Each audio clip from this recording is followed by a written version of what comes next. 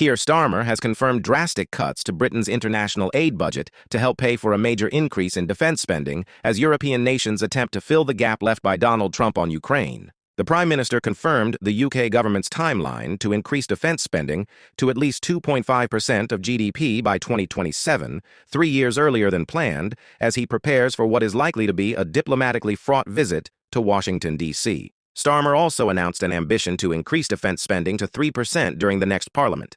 However, he confirmed that the rise by 2027 would be paid for by a painful choice to cut the aid budget from 0.5% of GDP to 0.3%.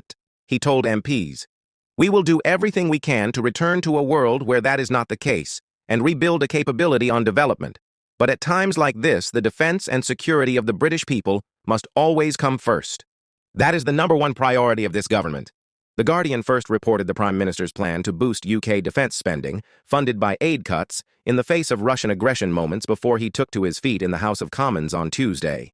He immediately announced a leak inquiry. Starmer has come under continued pressure to rapidly lift defense spending even further than Labour's manifesto pledge of a rise to 2.5% by 2030, after he said the UK would play its full part in deploying troops to Ukraine for a peacekeeping force in the event of a durable deal after Russia's invasion. Defense sources have said that an increase of at least 13.4 billion a year to 2.5% from 2.3% would still be far short of what is required to rebuild and transform the armed forces. They have stressed that an ultimate rise to at least 3% of national income would be necessary in order to help boost military capability after Trump's administration said it was scaling back U.S. support from Ukraine. Labour had promised to raise the aid budget from 0.5% to 0.7% when fiscal conditions allow.